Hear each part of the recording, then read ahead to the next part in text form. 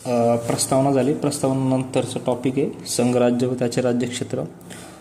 आता हे जे संघ व संघराज्य आहे त्यांचा भाग 1 व कलम 1 ते 4 मध्ये समाविष्ट आहे, त्याच्यामध्ये संबंधित आहे.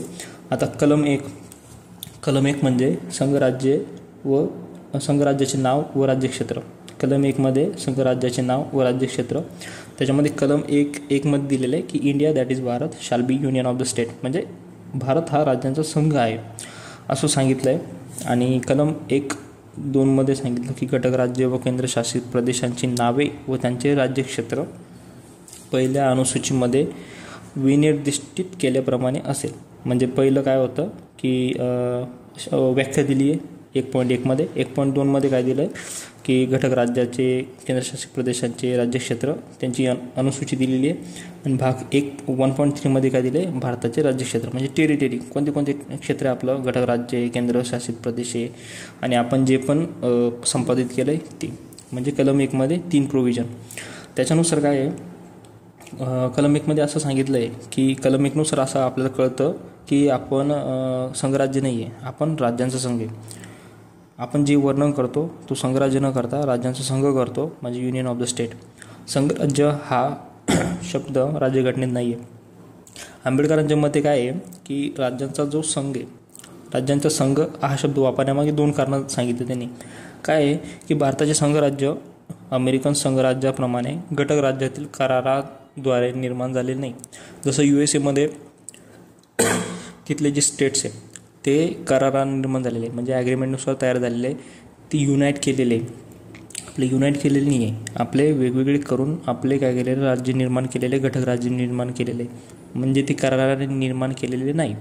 आणि दुसरी गोष्ट, घटक राज्यांना फुटून बाहेर पडता येत नाही की उद्या चालू महाराष्ट्र म्हणेल किंवा कर्नाटक म्हणेल मला दुसरं वेगळं राज्य पाहिजे, वेगळं देश पाहिजे, तसं पॉसिबल नाही आहे. म्हणून आंबेडकरांनी असे 2 त्याचे काय दिलेले कारणं दिलेले.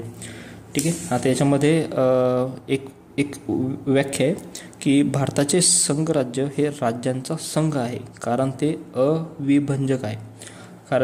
अविभंजक. ठीक आहे. त्याच्यानंतर कलम नंबर 2 मध्ये काय, नवीन राज्य दाखल करून घेणे किंवा स्थापन करणे. म्हणजे कलम 2 म्हणजे नवीन राज्य स्थापन करणे. आता नवीन राज्य स्थापन करण्याचा अधिकार फक्त संसदेला आहे. नवीन राज्य स्थापन करण्याचा अधिकार संसदेला आहे. संसदेला 2 अधिकार दिले. एक, अटी व शर्तीद्वारे नवीन राज्य संघराज्यात दाखल करून घेणे. एक आहे दाखल करून घेणे आणि दुसरं आहे की नवीन राज्य स्थापन करणे. कलम 2 मध्ये की नवीन राज्य दाखल करून घेणे, अटी व शर्तीनुसार नवीन राज्य संघराज्यात दाखल करून घेणे. म्हणजे आता एखादा प्रदेश भूसंपादित केला, नेपाळचा भाग केला किंवा सियाचीन केला किंवा POK केला, तो जर भागे अटी व शर्तीनुसार काय करणे, संघराज्य सामील करून घेणे एक, आणि त्याला नाव देणे, नवीन राज्य स्थापन करणे. म्हणजे ती जर आता आला की तिथं नाही का त्याला नाव द्यायचं आणि त्याला काय करायचं, स्थापन करायचं. त्याच्यानंतर कलम 3 मध्ये काय, संसदेला नवीन राज्यांची निर्मिती म्हणजे नवीन राज्य निर्मिती करू शकते. विद्यमान राज्यांची क्षेत्र, सीमा व त्यांच्या नावात फेरफार कलम 3 मध्ये, कलम 2 मध्ये नाही आहे. कलम 2 मध्ये फक्त राज्य स्थापन करणे आणि नवीन राज्य संघराज्यात दाखल करून घेणे. ठीक आहे. कलम 3 मध्ये नवीन राज्यांची निर्मिती करणे, त्यांचे क्षेत्र, सीमा किंवा नाव यात फेरफार करणे. आता हा जो फेरफार करायचा जो अधिकार आहे तो फक्त संसदेला दिलेला आहे. आता एखादं राज्य निर्माण करणे किंवा क्षेत्र निर्माण करणे किंवा नावात फेरफार करणे याच्यासाठी एक विधेयक मांडावं लागतं. किंवा एखादं राज्य आहे त्याला राज्याच्या याच्यामध्ये काही नाव चेंज करायचे, क्षेत्र करायचे किंवा फेरफार करायचे, त्याला एक विधेयक मांडावं लागतं. ते विधेयक मांडण्यासाठी राष्ट्रपतीची काय असते, शिफारस लागते. म्हणजे राष्ट्रपतीची शिफारस देईल. आता हे जे विधेयक राष्ट्रपती शिफारस असल्याखेरीज संसदेत मांडता येणार नाही. म्हणजे त्याची राष्ट्रपती शिफारस मांडावं लागते. आता याच्यामध्ये काय असतं, राष्ट्रपतींनी ते विधेयक संबंधित राज्याच्या विधिमंडळाकडे त्याला आपले विचार व्यक्त करण्यासाठी पाठवावे. आता जे विधेयक आहे त्याला जे राज्याला वाटतं की बाबा आम्हाला असं करणं आहे, तसं करणं आहे, त्याच्यासाठी पाठवला जातो. त्याच्यासाठी एखादा काळ असतो. तो काळ काय राष्ट्रपती काय करतं, ठरवतं. आता तो आवश्यकतेप्रमाणे तो काय कालावधी आहे तो वाढवून दिला जातो. म्हणजे काळ ठरवलेला असतो तो वाढवून बी दिला जातो. ठीक आहे. म्हणजे दोन गोष्टी, एक तर शिफारस पाहिजेच राष्ट्रपतीची, आणि दुसरी गोष्ट की जी शिफारस केली ते संबंधित राज्याला विचार करण्यासाठी पाठवलं जातं. त्याच्यानंतर पुढील काही तरतुदी आहे त्या बाबी समाविष्ट होतात. जसं की संबंधित राज्य विधिमंडळाचे विचार किंवा मतं स्वीकारण्याचे बंधन राष्ट्रपती किंवा संसदेवर नाही. म्हणजे एखाद्या राज्यानं सांगितलं की बाबा मला ह्या तरतुदी करणं आहे, त्या तरतुदी करणं आहे. आता संसद किंवा राष्ट्रपती ते काय करेल, एक तर ॲक्सेप्ट करेल की बाबा हां ठीक आहे तुझं म्हणणं आम्ही मानतो, अथवा ते रिजेक्ट करेल किंवा फेटाळून लावेल. ते बंधनकारक नाही. दुसरी, संसद जेव्हा विधेयकात बदल सुधारणा करेल त्यावेळी राज्य विधिमंडळाला नवीन विचार घेण्याची आवश्यकता नसेल. आता राष्ट्रपती काय करतो, एक कालावधी ठरवून राज्याला ते विधेयक आहे ना संबंधित राज्यपालाला विचार करण्यासाठी पाठवतो. बरोबर. त्याच्यानंतर समजा अजून काहीतरी एखादा विचार घ्यायचा आहे तर ते परत त्यांना पाठवण्याची काही गरज नाही आहे, किंवा बदल करण्याची नवीन विचार घेण्याची काही गरज नाही आहे. म्हणजे ते डायरेक्ट संसद ठरवून टाकेल. राज्यांप्रमाणेच संसदेला नवीन केंद्रशासित प्रदेशांची निर्मिती व विद्यमान केंद्रशासित प्रदेशांची क्षेत्रे, सीमा, नावे फेरफार करण्याचा अधिकार प्राप्त आहे. जसं घटक राज्य आहे तसंच केंद्रशासित प्रदेश आहे, तसं त्यांचे नाव, सीमा फेरफार करू शकते. आता केंद्रशासित प्रदेशाबाबत तिथं तर विधिमंडळ नसतं किंवा विधानसभा नसते, विधान परिषद नसते. मग तिथं ते विचार घेण्याची काही गरज नसते. ते डायरेक्ट संसद आपल्या मतानुसार कार्यक्रम चालवते. त्याच्यानंतर भारताचं जे वर्णन केलेलं आहे, भारताचं वर्णन काय केलेलं आहे की भंजक राज्यांचा अभंजक संघ, म्हणजे भंजक राज्यांचा अभंजक संघ. आता भंजक राज्यांचा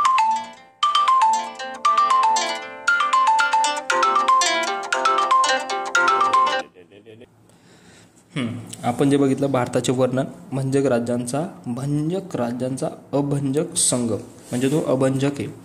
ठीक आहे. कलम 368 नुसार घटनादुरुस्ती कायदा दिलेला आहे की घटनादुरुस्ती करायची जर असेल तर त्याला त्याच्या प्रस्तावनेसाठी मूलभूत संरचनेत बदल न करता करू शकतो, आणि घटनेत जर करायचे तर कलम 368 नुसार घटनादुरुस्ती करू शकतो. अशानुसार आपलं काय झालेलं आहे, घटनादुरुस्ती झालेलं आहे. त्यानुसार आपण एखादे विधेयक मांडू, त्या नाव फेरफार करणे, हे करणं ते करणं, ते काही घटनादुरुस्ती होऊ शकते. त्यानंतर भारतातील राज्य व केंद्रशासित प्रदेश यांची उत्क्रांती कशी झाली. आता जी संस्थानं होती जेव्हा भारतीय स्वातंत्र्याचा कायदा आला, कधी 18 जुलै 1947, जसं माउंटबॅटन योजना आली ती. माउंटबॅटन योजनेनुसार काय माउंटबॅटनने तर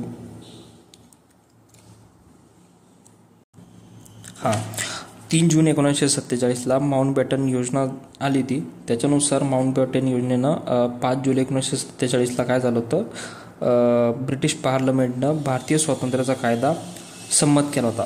कोणी? ब्रिटिश पार्लमेंटने भारतीय स्वातंत्र्याचा कायदा संमत केला होता, आणि तो 18 जुलै 1947 रोजी काय झालं होतं, त्याला मान्यता भेटली. ते कधी? 18 जुलै 1947. त्यावेळेस काय झालं तर 2 राष्ट्र निर्माण झाली ती, भारत आणि पाकिस्तान. त्याच्यामुळे काय झाली ती, भारत आणि पाकिस्तानमुळं जवळजवळ 562 स्वतंत्र संस्थाने त्यावेळेस होती, जवळजवळ 562. त्यापैकी काय झाली, 562 पैकी 552 भारताच्या हद्दीत आली, 552 भारताच्या हद्दीत आली, बाकीची पाकिस्तानात गेली. 552 पैकी 549 ती डायरेक्ट जेव्हा भारत स्वतंत्र झाला त्यावेळेस ती आली, आणि बाकीची ती 3 संस्थानं होती ती नंतर विलीन झाली ती. आता ती नंतर विलीन कशी झाली ते बघू. तत्पूर्वी जेव्हा भारत किंवा पाकिस्तान विलीन होण्याचे ठरवण्याचा अधिकार प्राप्त झाला, मात्र त्यामुळे भारतात बाल्कनायझेशनचा धोका निर्माण झाला होता. बाल्कनायझेशन ही एक परिस्थिती आहे, ती भारतात काय झाली, ती निर्माण झाली होती. आता ती कशी होती, पुढं काय झालं होतं, 27 जून 1947 म्हणजे आपला स्वातंत्र्याचा कायदा कधी झाला होता, माउंटबॅटन योजना 3 जून 1947 माउंटबॅटन योजना झाली ती 3 जूनच्या नंतर 27 जून 1947ला वल्लभभाई पटेलनं राज्य विभाग स्थापन केला होता की वल्लभभाईंच्या दूरदृष्टीने किंवा वाटाघाटीच्या कौशल्यामुळे 15 ऑगस्ट 1947 पूर्वीच काश्मीर, हैदराबाद व जुनागड ही संस्थाने वगळता जवळजवळ 549 संस्थाने भारतात विलीन झाली होती. कितीपैकी? 552 पैकी. ठीक आहे, 552 पैकी. आता 3 संस्थानं होती. पहिलं होतं पाकिस्तान. त्याच्यामध्ये कोण होतं? काश्मीरचा राजा हरिसिंग यानं काय केलं? 26 ऑक्टोबर 1947ला औपचारिक भारतात विलीन होण्याची निर्णय घेतला. कारण जसा भारत स्वतंत्र झाला होता, पाकिस्तानने आक्रमण केलं होतं काश्मीरवर. मग काश्मीरच्या राजाला वाटलं की चला आता आपलं काही कारण नाही. त्यांनी डायरेक्ट भारतात विलीन होण्याचा निर्णय घेतला 26 ऑक्टोबर 1947. त्यानंतर जुनागड, जे की गुजरातच्या साईडला येतो, गुजरातमध्ये, तिथला राजा काय होता? मुस्लिम होता, पण जनता हिंदू होती. जनतेने ठरवलं आम्हाला भारतात राहायचं, राजाने ठरवलं मला पाकिस्तानात जायचं. 25 फेब्रुवारी 1948ला सर्वमत होऊन ती जनता भारतात विलीन झाली. तो राजा जो होता, राजाचं नाव होतं नवाब मोहम्मद महाबत खानजी नंबर 3. राजाचं नाव होतं नवाब मोहम्मद महाबत खानजी 3. जुनागड कधी विलीन झालं? 25 फेब्रुवारी 1948ला.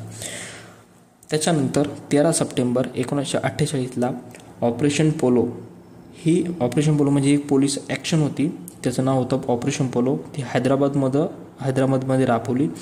त्यानंतर 5 दिवसांनी म्हणजे 17 सप्टेंबर 1948 रोजी हैदराबाद संस्थान भारतात विलीन झालं. म्हणजे ही जी 3 संस्थानं होती काश्मीर, जुनागड, हैदराबाद. काश्मीर झालं 26 ऑक्टोबर 1947ला. त्याच्यानंतर जुनागड झालं 25 फेब्रुवारी 1948ला आणि हैदराबाद झालं 17 सप्टेंबर 1948. 17 सप्टेंबर आपण म्हणतो मराठवाडा मुक्ती संग्राम दिन. तसं तर तत्पूर्वी काय केलं होतं? वल्लभभाई पटेलनं एक राज्य विभाग स्थापन केला होता. राज्य विभाग म्हणजे सगळे जे पण संस्था आहे ती विलीन करून घ्यायची. ती कधी केली? ती स्थापन 27 जून 1947ला. म्हणजे माउंटबॅटन जेव्हा योजना आली आणि ब्रिटिश पार्लमेंटनं 5 जुलै 1947 पूर्वी संमत करणार होता कायदा भारत स्वातंत्र्याचा. त्याच्या अगोदरची त्या गॅपमध्ये त्यांनी काय केलं? राज्य विभाग स्थापन केला होता. आता याच्यामध्ये काय आता म्हणजे आता विलिनीकरण झालं होतं, संस्थांचे विलिनीकरण. पॉईंट दुसरा, प्रांत व संस्थांचे एकात्मिकीकरण. म्हणजे आता वेगवेगळे प्रांत होते, वेगवेगळे राज्य होते. ते कसे होते? आता 1950च्या मूळ घटनेत राज्यांचे विभाजन 4 गटांमध्ये होते. ते 4 गट कोणते होते? एक गव्हर्नर्सची राज्य होती, प्रमुखांची राज्य होती, कमिशनर्सची राज्य होती आणि एक होती अंदमान निकोबारची बेटे. असे काय होते? म्हणजे जे राज्य होते असे 4 राज्यांमध्ये विभाजन केलेले होते. त्याच्यानंतर तिसरा पार्ट भाषावर राज्य पुनर्रचना. म्हणजे भाषेच्या आधारावर काय केलं जातं? निकष दिला जातो. आता याच्यामध्ये वेगवेगळ्या लढाई, वेगवेगळे याच्यामध्ये पूर्वीपासून चालत आलेले वेगवेगळे विचार आहे. त्याच्यामध्ये प्रक्रियेतील टप्पे. तर पहिला टप्पा काय आहे त्याच्यामध्ये? एस के धर आयोग 1948ला आला होता. आता एस के धरनं काय सांगितलं? एस के धर काय होतं? अलाहाबाद उच्च न्यायालयाचे न्यायाधीश. एस के धर हे काय होते? अलाहाबाद उच्च न्यायालयाचे न्यायाधीश होते. राज्य पुनर्रचनेसाठी प्रशासकीय सोय हा निकष त्यांनी ठेवला, भाषा व संस्कृती नव्हे. म्हणजे आता राज्य पुनर्रचना करायची म्हणजे राज्याचं जसं आपलं मुंबई राज्य होतं, मुंबई प्रांत होता, तर मुंबईला आता महाराष्ट्र आणि गुजरात कन्वर्ट करायचं आहे. पण तो कशासाठी करा? प्रशासकीय सोयीसाठी, भाषा व संस्कृतीवर नाही, असं एस के धरचं म्हणणं होतं. एस के धर कधी होता? 1948मध्ये आला होता. पण आंध्र प्रदेशची भाषिक आधारावर रचना करण्यास त्यांनी काय दिली होती? अनुकूलता दिली होती. आता त्याच्यामुळे काय झालं? मग आंध्र प्रदेशसाठी काय झाली ती त्या म्हणजे आधारावर वेगळं राज्य करण्यासाठी एक आंदोलन सुरू होऊन गेलं होतं. त्याच्यानंतर एस के धर आयोग 1948 नंतर JVP समिती आली 1949ला. JVP म्हणजे जवाहरलाल वल्लभभाई पट्टाभी सिद्धरामय्या. आता यांनी काय सांगितलं? भाषिक आधारावर रचनेस त्यांनी अनुकूलता दर्शवली नाही. भाषिक आधारावर यांनाही भाषावर द्यायचं नव्हतं. 15 डिसेंबर 1952 1952मध्ये 52 दिवसाच्या उपोषणामुळे काय झालं होतं, पोट्टी श्रीरामलू हा आंध्र प्रदेशचा देशभक्त होता, तो मृत्यू झाला 52 दिवसामध्ये, 52 दिवसाच्या उपोषणामुळे. आणि कधी 1952च्या डिसेंबरमध्ये. त्यामुळे काय झालं होतं, 1953 आंध्र प्रदेश राज्याची निर्मितीची घोषणा यांनी केली व राज्य पुनर्रचना आयोग स्थापन करण्याचे काय दिले ते वचन दिले. राज्य पुनर्रचना आयोग स्थापन करण्याचे काय दिले ते वचन दिले ते कोणी, JBP समिती 1949. 1952मध्ये 52 दिवसाच्या उपोषणामुळे ते पोट्टी श्रीरामलू हा याचा मृत्यू झाला होता, त्याच्यामुळे आंध्र प्रदेशच्या राज्याची निर्मितीची घोषणा केली होती. त्याच्यानंतर राज्य पुनर्रचना आयोग, जे आता JBPने सांगितलं होतं की आम्ही राज्य पुनर्रचना आयोगाची स्थापना करू, त्याच्यानुसार राज्य पुनर्रचना आयोग 1953 डिसेंबर याच्यामध्ये आयोग स्थापन केला. त्या आयोगामध्ये पाक म्हणजे PAK, पाक म्हणजे पन्नीकर, अली फजल आणि कुंजरू. अली फजल अध्यक्ष होते आणि ही जी पाक होते ते तिघं का होते आयोगामध्ये सदस्य होते. आता सप्टेंबर 1955मध्ये 1953मध्ये याची स्थापना केली. 1955मध्ये त्यांनी काय केला, अहवाल दिला आणि भारतीय एकतेला प्राथमिक महत्त्व दिलं त्यांनी. एकतेला, एक राज्य एक भाषा तत्वाचा अस्वीकार केला त्यांनी. त्याच्यानंतर ऑगस्ट 1956मध्ये राज्य पुनर्रचना कायदा 1955 संमत केला. 1 नोव्हेंबर 1956 पासून त्याची काय केली, ती अंमलबजावणी केली. म्हणजे 1953 राज्य पुनर्रचना आयोग आला. त्याच्यानंतर 1955 सप्टेंबर 1955ला त्यांनी काय केला, अहवाल दिला. ऑगस्ट 1956 म्हणजे 1 वर्षांनी राज्य पुनर्रचना कायदा 1955 म्हणजे राज्य पुनर्रचना कायदा 1955 संमत केला. त्याची अंमलबजावणी 1 नोव्हेंबर 1956 पासून त्याची काय झाली, अंमलबजावणी झाली. आता या जी राज्य पुनर्रचना कायदा होता 1955चा, तो संमत केला होता आणि अंमलबजावणी कधीपासून झाली ती 1 नोव्हेंबर 1956 पासून. ठीक आहे. त्या अंमलबजावणीपासून काय झालं होतं, काही जी राज्य होते ते विलीन केले, काही राज्य ते स्प्लिट केले आणि त्याच्यामुळे काय झालं होतं, या कायद्यामुळे काय झालं होतं, भारतात 14 राज्य व 6 केंद्रशासित प्रदेश निर्माण झाली होती. ठीक आहे. आता या गोष्टीमुळे काय झालं, 1956 नंतर काय झालं, भाषिक राज्यांच्या मागण्या काय झाल्या, त्या वाढतच गेल्या आणि प्रत्येक वर्षानुसार प्रत्येक राज्याची वेगवेगळी काय झाली, हे झाली. त्याच्यामध्ये जर म्हटलं शॉर्टकट जर म्हटलं 1953 म्हणजे सालानुसार 1953मध्ये आंध्र प्रदेशची स्थापना, 1954मध्ये पॉंडिचेरीची स्थापना, 1960 बॉम्बेमधून महाराष्ट्र व गुजरात वेगवेगळे झाले, 1961मध्ये दादरा व नगर हवेली पोर्तुगीजांकडून 10वी घटना दुरुस्ती 1961 अन्वये त्याला केंद्रशासित प्रदेशाचा दर्जा दिला होता. ठीक आहे. 1962मध्ये गोवा, दीव व दमण म्हणजे पोलीस ॲक्शनद्वारे पोर्तुगीजांकडून 12व्या घटना दुरुस्तीद्वारे यांना बी केंद्रशासित प्रदेशाचा दर्जा दिला होता. 1962मध्येच 14वी घटना दुरुस्ती पॉंडिचेरीला काय दिला होता, केंद्रशासित प्रदेशाचा दर्जा दिला होता. 1963मधून आसाममधून नागालँड वेगळा केला. 1966मध्ये पंजाब प्रांतमधून पंजाब, हरियाणा, चंदीगड 3 वेगळे केले. 1970मध्ये हिमाचल प्रदेश या राज्याला केंद्रशासित प्रदेश होता, त्याला राज्याचा दर्जा देण्यात आला. तो 1971मध्ये अस्तित्वात आला. 1970मध्ये मणिपूर, त्रिपुरा, मेघालय या राज्यांची निर्मिती केली. 1975मध्ये सिक्कीम राज्याची निर्मिती केली. सिक्कीम हे 22वे राज्य होतं. 1972मध्ये आलेले मणिपूर, त्रिपुरा, मेघालय म्हणजे मणिपूर 19व, त्रिपुरा 20व, मेघालय 21व राज्य होतं. 1975मध्ये सिक्कीम 22व होतं. 1986मध्ये मिझोरम, अरुणाचल प्रदेश या राज्यांची निर्मिती झाली होती. त्याच्यानंतर 1987 गोवा हे 25वे राज्य अस्तित्वात आलं. 2000मध्ये छत्तीसगड, उत्तरांचल, झारखंड म्हणजे छत्तीसगड 26, उत्तरांचल 27, झारखंड 28 असे राज्य निर्माण झाले. 2014मध्ये 2 जून 2014 रोजी आंध्र प्रदेशाची निर्मिती झाली. आंध्र प्रदेशाला आत्ता 2 जून 2014 रोजी तेलंगणा ही 29वे राज्याची निर्मिती झाली. तेलंगणाची राजधानी आता हैदराबाद आहे, आंध्र प्रदेशची राजधानी आता विशाखापट्टणम आहे. ती 10 वर्षासाठी दोघही राज्यांची एकच राजधानी होती, ती आता वेगवेगळी केली. त्याच्यानंतर 2019मध्ये जम्मू काश्मीर हे की आपल्यापासून वेगळं होतं, ते आता युनियन टेरिटरी म्हणून त्याला मान्यता दिली. 5 ऑगस्ट 2019 रोजी त्याचं विधेयक मांडलं होतं. 31 ऑक्टोबर 2019 रोजी त्याला केंद्रशासित प्रदेशाचा दर्जा दिला. जम्मू काश्मीर हे जे राज्य होतं त्याच्यामध्ये जम्मू काश्मीर विधानमंडळ व लडाख विधानमंडळ विना असे 2 केंद्रशासित प्रदेश निर्माण केले. म्हणजे जम्मू काश्मीर 1 आणि लडाख 2 असं. ठीक आहे. आता याची एक ट्रिक आहे. त्याची ट्रिक होती की दादा दीव नाग CHP दादा दीव नाग CHP हेमा ममेत्रेसी मी अरुंगो 36 उत्तर जाळ. दादा दीव